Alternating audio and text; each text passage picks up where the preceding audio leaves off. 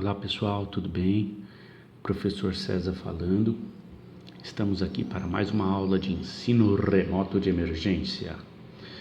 Bom, o tema da aula de hoje é obstáculo epistemológico na aprendizagem do conceito de viscosidade.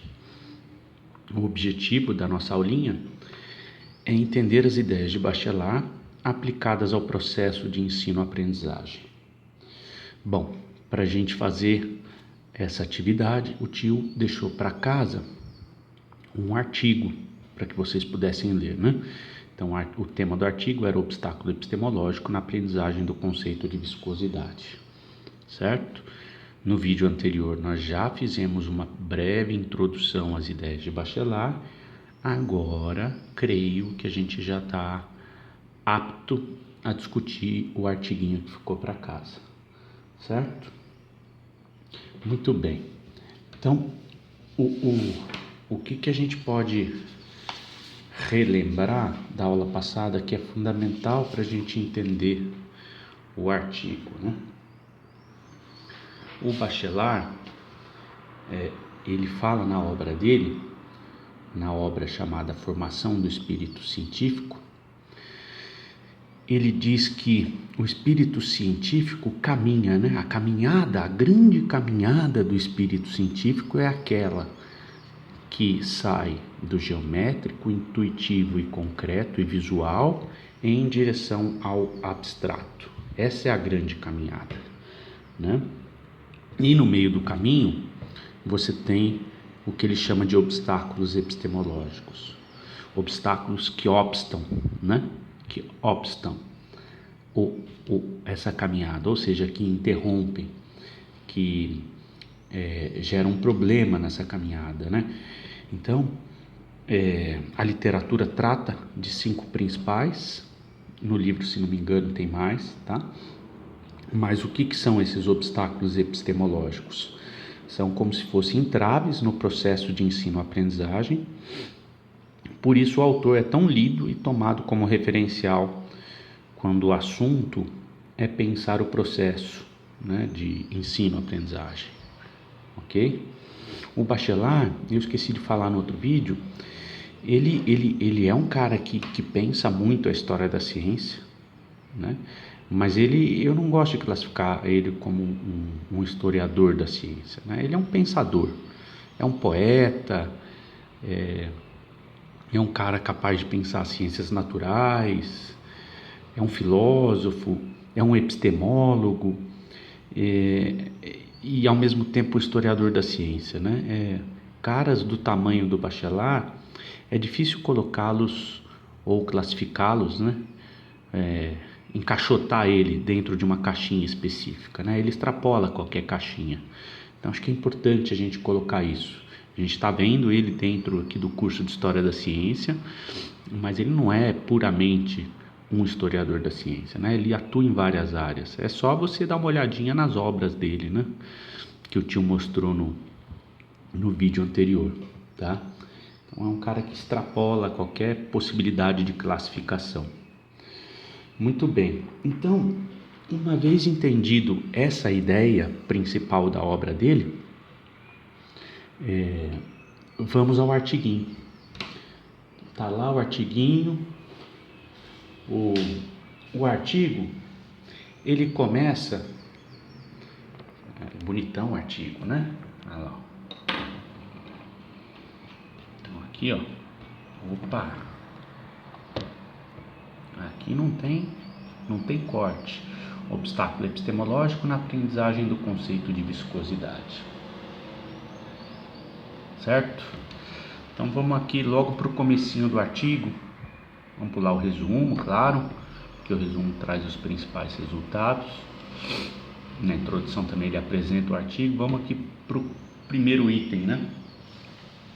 Fundamentação teórica. Ele começa a falar um pouquinho sobre a epistemologia de Gaston Bachelard como referencial teórico, certo? Então ali inicialmente ele apresenta um pouquinho, brevemente, a vida e a obra do Bachelard. Aí fala lá da publicação de 1937, né, do seu mais famoso livro, que é a formação do espírito científico, onde são analisados os obstáculos epistemológicos de forma a superá-los e adquirir uma mentalidade verdadeiramente científica, né? Então esse é o propósito da obra de Bachelard.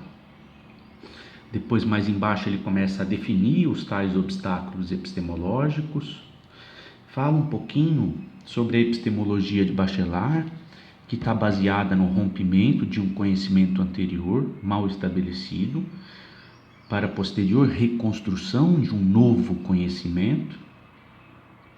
E aí ele aponta, né, que quando a continuidade do conhecimento se dá contra a retificação dos erros, quando a razão acomodada ao que já conhece procura inserir analogias e metáforas no ato de conhecer, ele se converte em obstáculo epistemológico, né? Então a epistemologia do Bachelard está muito pautada nessa questão da retificação dos erros, né? E o Bachelard detesta analogias e metáforas, né? A gente percebe isso. E aí, um pouco mais embaixo no texto, ele começa a falar dos principais obstáculos epistemológicos, né? Ele está dando toda a fundamentação teórica, falando um pouquinho do Bachelard, né, no texto. Então, fala dos principais obstáculos epistemológicos, diz que ele diz lá no artigo que o obstáculo principal a ser tratado nesse artiguinho é o obstáculo verbal ou verbalista, né? Que é a mesma coisa. Aponta que a noção de obstáculo epistemológico pode ser estudada no desenvolvimento histórico do pensamento científico. Olha a história da ciência aí, gente, né? Então, essa noção de obstáculo epistemológico pode ser estudada no desenvolvimento histórico do pensamento científico e também na prática da educação. Isso ele coloca no artigo. Já em 1938, ele aponta que é necessário partir do cotidiano do aluno. Olha só que legal, né? Então, é interessante, olha, já em 1938, ele fala de partir do cotidiano do aluno. Ele fala assim, né? Os professores de ciências imaginam que o espírito começa como uma aula, que é sempre possível reconstruir uma cultura falha pela repetição da lição, que se pode fazer entender uma demonstração repetindo-a ponto por ponto. Não levam em conta que o adolescente entra na aula de física com conhecimentos empíricos já construídos.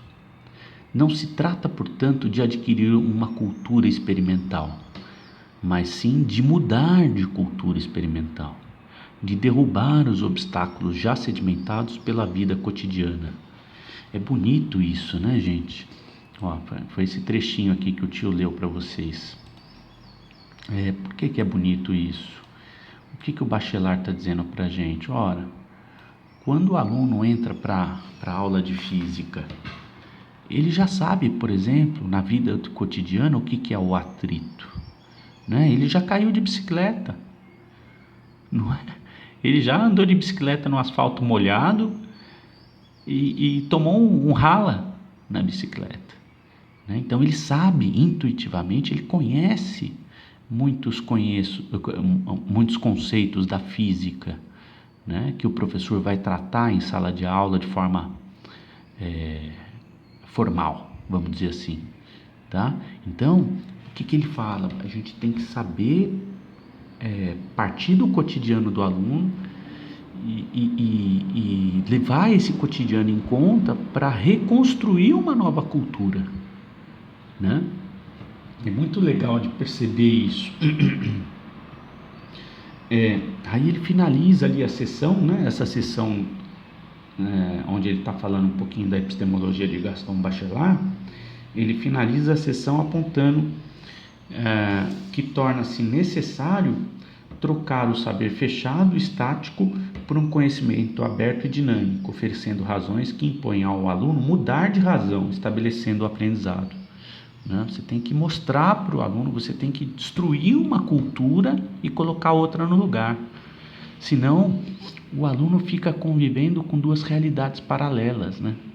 A realidade científica e aquela do cotidiano.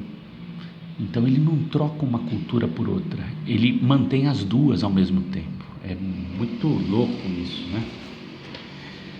Bom, aí ele vai ali para a sessãozinha 2, né? Onde ele está trabalhando um pouquinho o obstáculo verbal e o ensino de ciências. Ele faz algumas considerações sobre isso, né?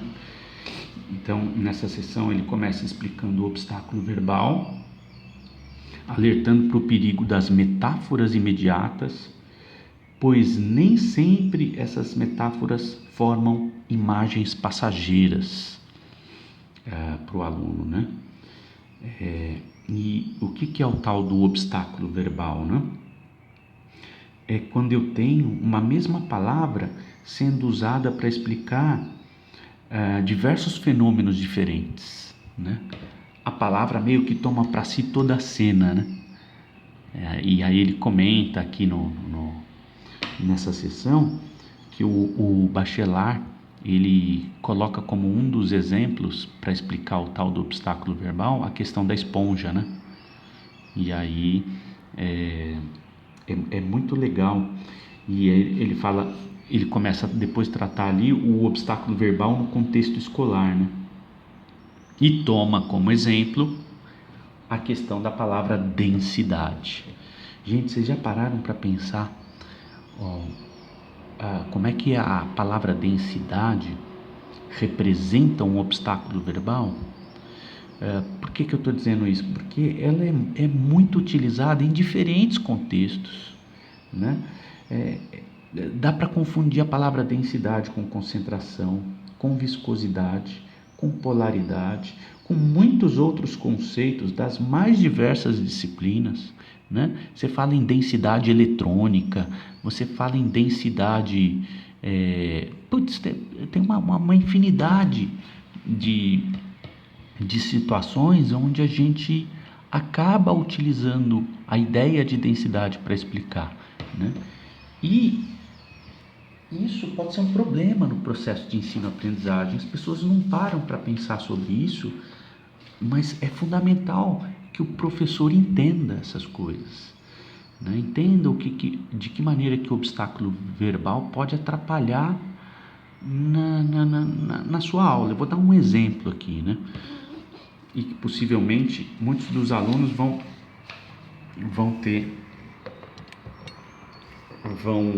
até perceber que tinham dúvida a respeito, né? Então, vou dar um exemplinho. O professor, lá no início do primeiro ano do ensino médio, ensina o conceito de densidade. Aí deveria deduzir uma fórmula, né? Que a densidade é igual a massa sobre volume, certo? Isso aqui o professor ensina lá no primeiro ano do ensino médio. Aí quando chega lá no começo do segundo ano do ensino médio, ou seja, já se passou um ano, o professor vai ensinar concentração de soluções. E aí, uma das maneiras de se expressar a concentração é por meio da concentração comum, né? E aí o professor dá uma outra fórmula. A concentração é igual a massa sobre volume. Ou seja, é a mesma fórmula, né? E o professor, ele simplesmente não explica.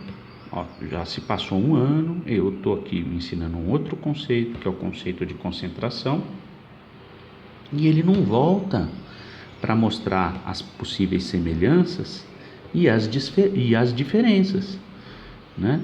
É necessário que o professor volte ao conteúdo e explicite a diferença entre esta fórmula e essa, porque aparentemente parece ser a mesma coisa, né? Então, é obrigação do professor, né, mostrar que quando eu tenho uma solução, né?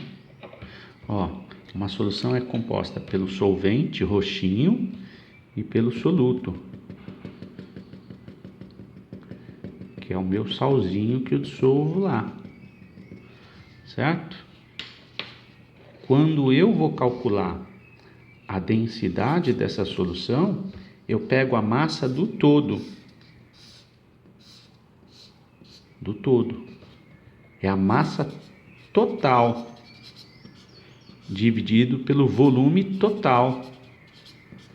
Volume da solução. Massa total da solução. O que significa massa total da solução? É a massa de soluto mais a massa de solvente. É a massa dos dois somadas, dividido pelo volume.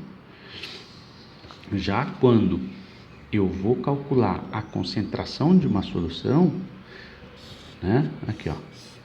A solução, ela é formada pelo solvente e pelo soluto. O soluto são as partículas que eu dissolvo no meu solvente, né?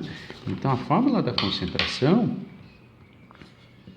é igual a massa de soluto dividido pelo volume total.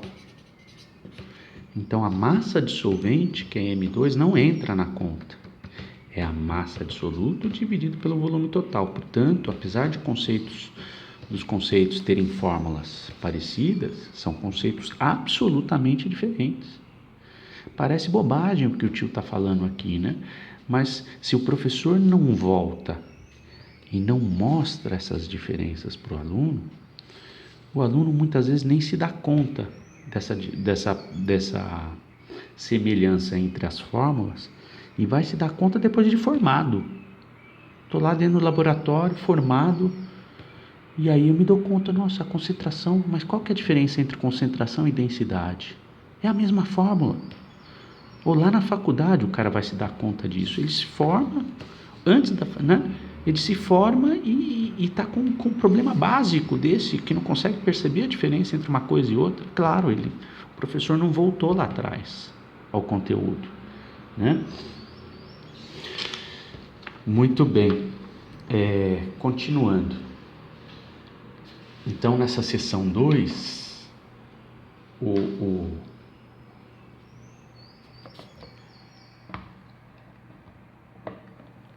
lá, nessa seção 2,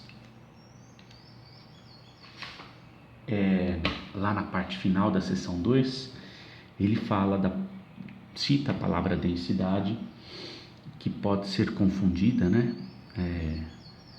com diferentes conceitos da química e de muitas outras áreas. Muito bem.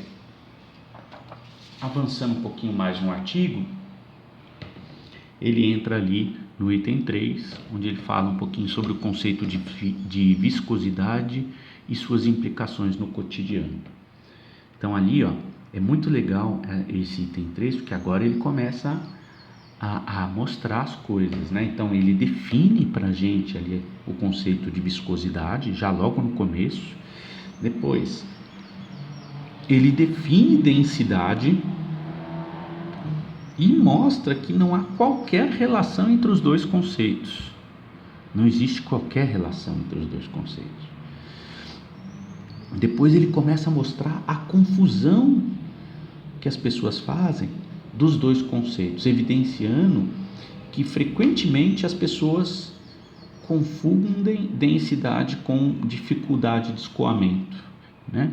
Ele coloca ali até uma citação da revista Mundo Estranho, que, vamos combinar, é assustador o número de erros no mesmo parágrafo, né? Um parágrafo que tem 5 linhas e meia, né? 5 linhas.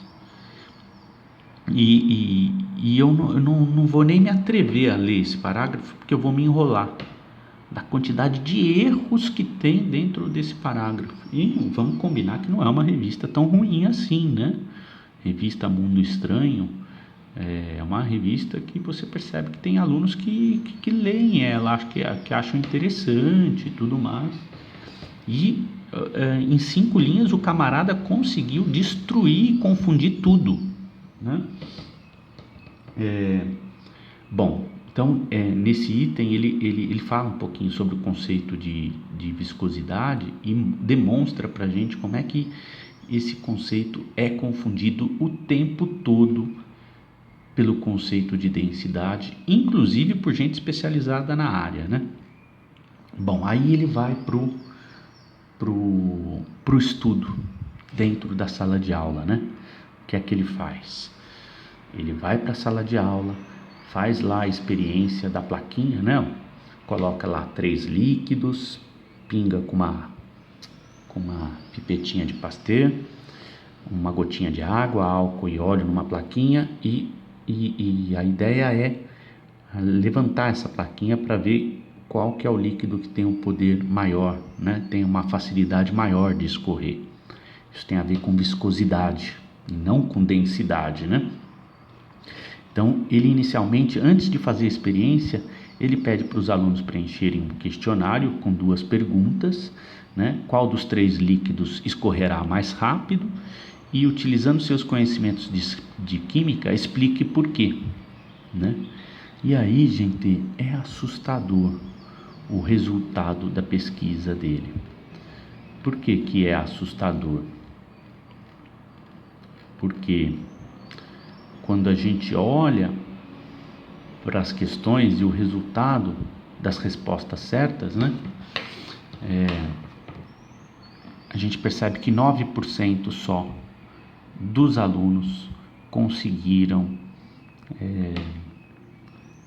entender adequadamente a diferença entre uma coisa e outra e fazer uma explicação razoável a respeito da experiência, né? Uma previsão razoável a respeito da experiência. É muito interessante o artigo, né? Porque nos faz pensar, independentemente se você é químico, licenciado, bacharel, engenheiro, nos faz pensar um pouco sobre as nossas dúvidas, né? Sobre nossos problemas de aprendizagem. Então, eu acho que é um artiguinho que mostra a importância desses pensadores quando a gente está pensando ali no processo de ensino-aprendizagem, tá? Ficou claro o artiguinho? Tranquilo de ler? Bom, pessoal, a proposta do vídeo era falar um pouquinho sobre o artigo. Eu vou ficando por aqui e até a próxima atividade. Beijo, beijo e até.